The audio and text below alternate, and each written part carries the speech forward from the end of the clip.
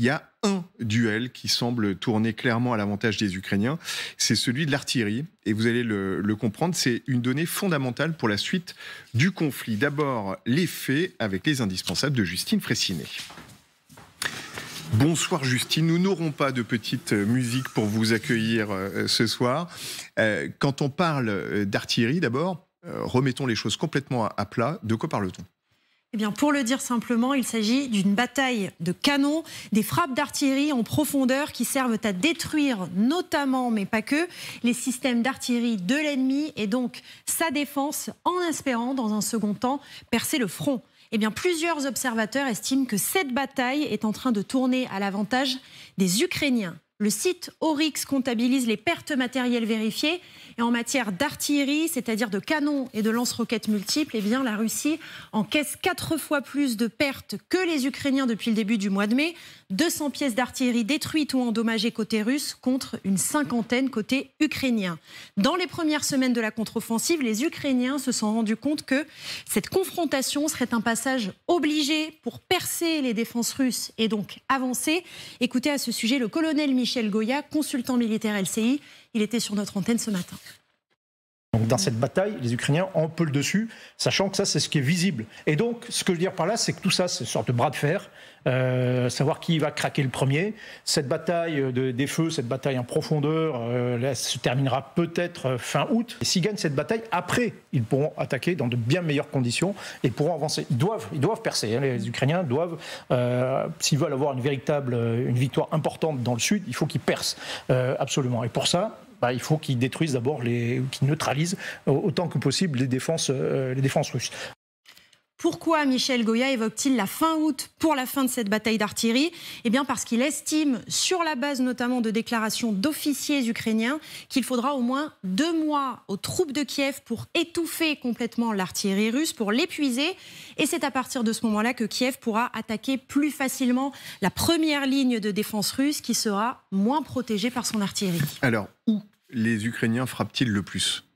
Eh bien d'abord, principalement dans le sud, dans les régions de Kherson et de Zaporijia, mais aussi dans une moindre mesure plus au nord-est, dans la région de Donetsk. On comprend que les Ukrainiens testent l'équipement russe en plusieurs endroits pour évaluer là où ils ont le plus de chances de les affaiblir. Précisons aussi que pour le moment, du fait de cette bataille d'artillerie, eh bien, les avancées ukrainiennes sont très faibles. Kiev affirme avoir repris 18 km² aux forces russes dans l'ensemble du pays en une semaine, dont 7 km² autour de Bakhmout. Alors la question est très simple, mais est-ce que ça marche ? Est-ce que cet affaiblissement provoqué par les Ukrainiens fonctionne ? Eh bien, en tout cas, certains soldats russes se sentent démunis sous le feu ukrainien. Vous allez entendre une conversation qui a été interceptée entre un soldat russe qui est positionné dans la région de Kherson et une de ses proches, sa compagne ou peut-être sa mère. Il raconte son quotidien en première ligne. Il évoque les tirs incessants de l'artillerie ukrainienne et surtout l'artillerie russe qui peine à répliquer. Écoutez. А эти на гусеницах раз отстрелялись, 5-10 выстрелов, и съебались. А эти начинают искать, откуда выстрел был. Сейчас же вся эта технология, техника. По воздуху слышно, откуда выход, и по земле, и по всей хуйне слышно, откуда был выстрел. Они по ставкам, а мы, здесь сидим в лесу, нам никуда не деться нам. Как хотите, так и выживайте. Не заебалась она уже-то. Уже не обращай внимания. По рации кричат: воздух, воздух, блядь. Вот опять выход сейчас. Куда-то прилетите, блядь. Тихонько, слышишь, пух. On comprend donc dans ce témoignage que les Ukrainiens sont sans doute en train de prendre le dessus dans cette guerre d'artillerie qui, on le comprend, est aussi une guerre psychologique. Voilà, vous ne vous éloignez pas trop parce que là, on vient d'aborder la bonne nouvelle pour les Ukrainiens. Le général Gomar va la commenter. Il y a aussi des motifs d'inquiétude que l'on verra dans un instant avec des troupes russes qui se massent dans le nord. Mon général, quand on voit ce rapport effectivement de 1 à 4 entre les batteries russes détruites par rapport aux batteries ukrainiennes, qu'est-ce que ça nous enseigne ?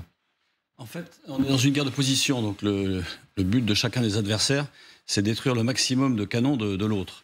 Jusqu'à présent, les Russes ont beaucoup plus d'artillerie que n'en ont les Ukrainiens, parce que dans l'armée russe, la priorité était donnée à l'artillerie. Dans les armées occidentales, la priorité est donnée aux avions de bombardement, ce qui n'est pas le cas chez les Russes. Donc ils ont une masse de canons et une masse de munitions. La vraie difficulté qu'ils ont avec les Ukrainiens, c'est que les Ukrainiens ont des canons beaucoup plus précis, comme les Césars par exemple, et donc qui visent juste. En fait, vous avez affaire à une artillerie moins précise, plus nombreuse, face à une artillerie moins nombreuse, mais plus précise. Et bien renseignée. C'est ce qu'explique ce soldat russe qu'on entendait à l'instant. Effectivement, c'est que dès qu'ils sont repérés, on leur tire dessus. Et les Ukrainiens, en plus, c'est l'avantage d'un canon comme le César, c'est qu'ils tirent 6 coups en 1 minute et ils bougent d'emplacement. Donc ce qu'on appelle les tirs de contre-batterie, c'est-à-dire le repérage du départ des coups adverses, eh bien, il n'y a plus de canon puisqu'il s'est positionné ailleurs. Donc c'est beaucoup plus difficile à cibler. Ce qui explique effectivement le rapport, sans doute, à vérifier, mais de 1 canon russe ukrainien détruit pour 4 canons russes détruits. Mais c'est vrai que c'est une guerre en fait d'usure, une guerre dans laquelle en fait chacun des adversaires cherche à détruire le maximum l'autre pour tenter, ce que disait le colonel Michel Goya à l'instant, de percer. Parce que tant qu'il y a cette défense, cette artillerie qui vous tombe sur le coin du nez, c'est très difficile d'avancer en effet. Voilà, alors c'est la précision face à la masse, bien sûr. Il reste la masse, malgré tout, donc il faut du temps. Oui, il faut du temps. Christophe a bien résumé les choses. C'est des tirs, ce qu'on appelle le contre-batterie, c'est-à-dire que dès que vous tirez, vous vous faites repérer. Vous pouvez vous faire repérer. Et donc, il faut immédiatement dégager en quelques minutes. C'est pas des affaires d'heures. L'artillerie, en fait, l'idée de base de l'artillerie, c'est le calcul d'une trajectoire.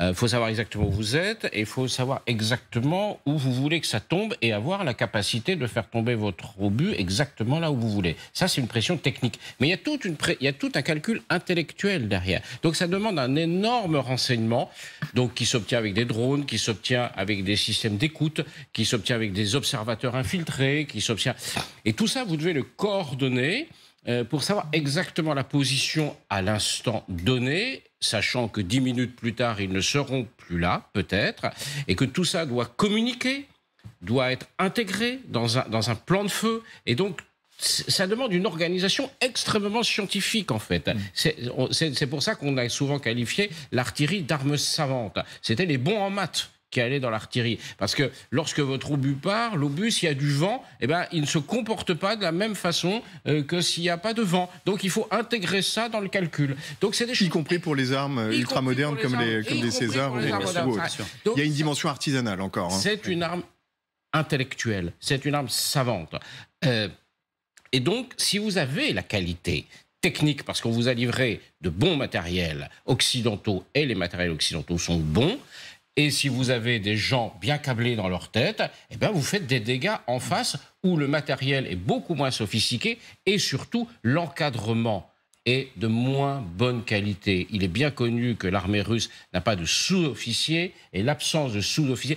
Dans un canon, vous avez un sous-officier au bord du canon. Si vous n'avez pas de sous-officier, les gars, ils font ce que leur lieutenant, qui est à 500 mètres de là, leur dit de faire, et en gros, ça ne marche pas. Juste encore une question très, très militaire. Est-ce que ça marque un changement de stratégie ou une pause dans cette contre-offensive? C'est-à-dire qu'on assiste beaucoup à un duel d'artillerie qui doit préparer peut-être une percée. On voit bien que le front reste figé. Est-ce que ça veut dire qu'on marque une sorte de pause? En fait, depuis le début, l'artillerie est très nettement utilisée. Je ne suis pas sûr qu'il y ait une réelle pause aujourd'hui. C'est-à-dire que les deux cherchent à être à l'offensive. Les Ukrainiens très fortement pour utiliser le matériel qui a été donné par les Occidentaux. Côté russe, ils empêchent à certains endroits. Donc il y a des kilomètres carrés qui sont pris de part et d'autre, sans qu'il y ait de véritable évolution réelle de la ligne de front, en fait. Et c'est un duel à mort, jusqu'à ce qu'il y ait un des deux qui baisse la tête, en réalité. Et ce que vous disiez tout à l'heure, c'est la masse contre la technologie. La précision. Qui gagnera entre les deux? C'est très compliqué à dire, parce qu'en fait, les uns et les autres ont besoin de munitions. Un vrai problème, au-delà des canons qui sont détruits, c'est la capacité de l'Occident à fournir des munitions à l'Ukraine et la capacité des Russes pour eux, c'est-à-dire à fabriquer des munitions en nombre suffisant. J'allais y venir. Cette discussion est presque la démonstration de la nécessité absolue d'envoyer des munitions en très grande quantité. C'est clair, et ça, c'est les engagements des Occidentaux doivent être tenus. Ça en dit aussi long sur la stratégie ukrainienne, c'est-à-dire qu'on économise les hommes. On n'envoie pas de la chair à un canon, quoi qu'il arrive, au front, tant qu'on n'a pas percé, tant qu'on n'a pas fait le nécessaire pour sécuriser les déplacements. Contrairement à la stratégie russe qui a été à Bakhmout, notamment, d'envoyer une masse humaine de manière permanente. Et donc, du coup, c'est pour ça que c'est aussi long quelque part. C'est pour faire des économies des humains de manière à pouvoir les protéger et leur créer des conditions favorables pour pouvoir progresser ensuite sur le front. C'est ça, c'est un travail de sape en quelque sorte pour créer des conditions favorables.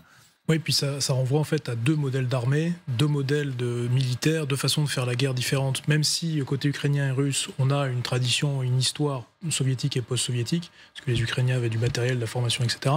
On a ici un glissement côté ukrainien vers une modernisation des armées dans la formation et dans les systèmes d'armes, avec notamment ces armes d'artillerie précises, le César, pour ne parler que de lui. Et côté russe, se maintient dans le temps de l'artillerie, du recours à l'artillerie qui viendra écraser tout sans précision, mais qui privilégie la masse et la destruction. Donc on a deux façons de faire la guerre. Et ce qui renvoie côté ukrainien, le soutien, le salut est dans l'obus, comme pour paraphraser le colonel Goyen, le soutien occidental dans l'industrie de défense, alors qu'aux États-Unis, les usines d'armement tournent en 3-8 au maximum. En Europe, on a un difficile réveil pour se réarmer et fournir des munitions à nos obus, notamment aux Ukrainiens. Cette nécessité d'un sursaut pour soutenir l'effort de guerre ukrainien, notamment dans les munitions et les obus. Alors, on le voit dans la dernière loi de programmation militaire.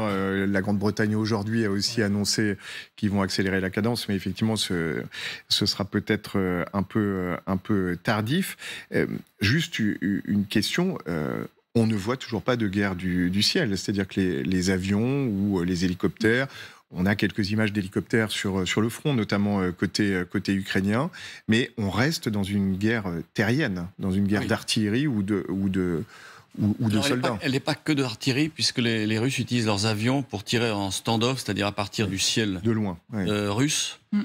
Et c'est un peu ce qu'espèrent avoir les Ukrainiens en ayant des F-16 avec des missiles Scalp ou Storm Shadow qu'ils ont mis sous les fuselages de leur Sukhoi 24 en particulier, donc des avions de conception russe, pour tirer de loin, sans être directement attaqués par d'autres avions de chasse. En fait, les Russes n'ont pas réussi à obtenir la supériorité aérienne au départ, ce qui a un peu surpris tout le monde. On se souvient en février de l'an dernier.